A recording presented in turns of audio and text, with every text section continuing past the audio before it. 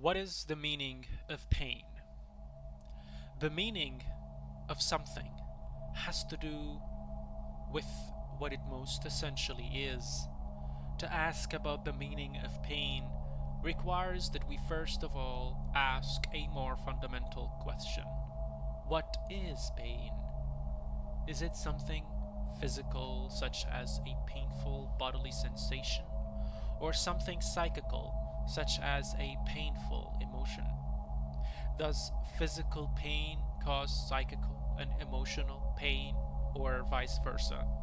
Can we even distinguish these two types of pain, given that even so called physical pain is something we feel only because we feel it, because it becomes a focus of our psychical self awareness? It seems that looking at pain in terms of its physical or psychical nature does not help us to understand the meaning of pain as such, what it essentially is. And yet we know what pain does to us. It contracts our awareness, perhaps to a very sharp point in our body or an acute emotion. To pleasure belongs a sense of fullness and expansion. To pain belongs a sense of contraction and emptiness. As a result, pain makes it difficult to focus on anything but itself, and therefore isolates us from other aspects of our being and other human beings.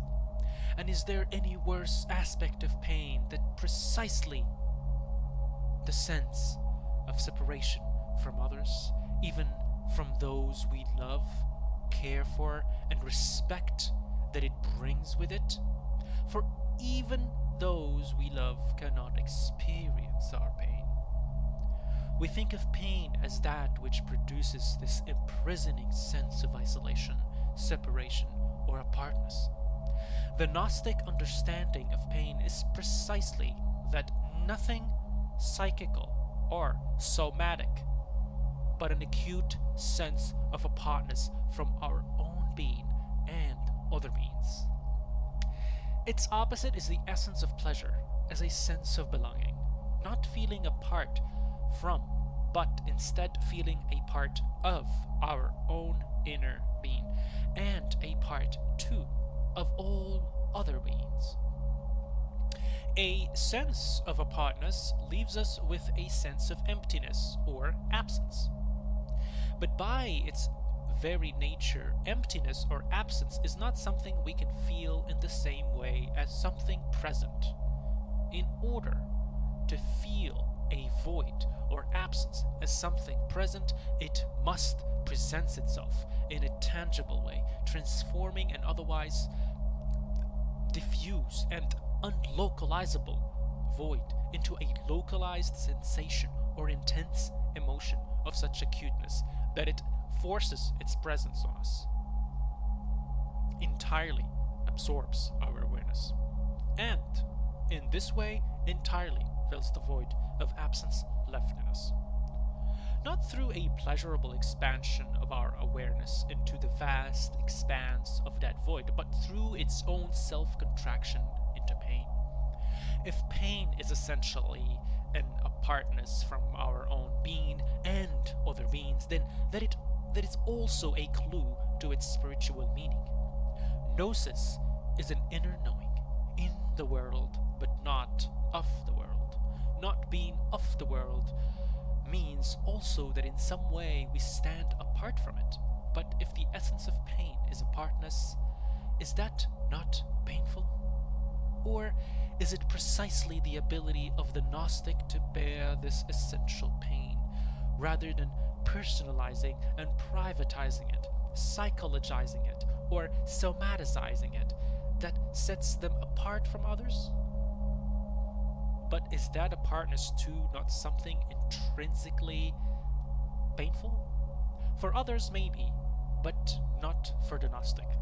For the world we are all in is precisely a world of essential pain, one in which society is atomized. People feel inwardly disconnected from their own being and other being, yet all this Pain is privatized, seen as purely personal distress of the individual. For the Gnostic, however, being a part from and not of this world is no pure negative. For the essence of Gnostic and Gnosis lies also in knowing our own worldly self to be but a part of a larger self and a larger world, part of our innermost spiritual being, of the larger spiritual world of beings, of which it belongs. This is a world in which every being knows itself as part of every other. What marks out and separates our material world from this spiritual world is precisely the lack of knowing, or a gnosis, that sets each person within it so painfully apart from their inner being. Along with this lack of knowing goes a model, or rather a mode of being in the world, characterized by an inability to feel, let alone bear the essential pain of separation from the spiritual world, or of beings, world of beings, which is its womb. Anesthetized to essential pain, we have a world full of pain of the more evident sort. This evident pain has essentially identifiable causes: war, violence, abuse, torture, persecution, exploitation, poverty, illness, natural catastrophes, accidents, etc.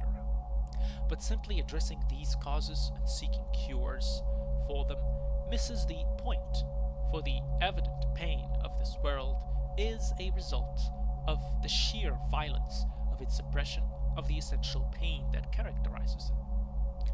The apartness that people feel from their own innermost being and the spiritual world to which they belong.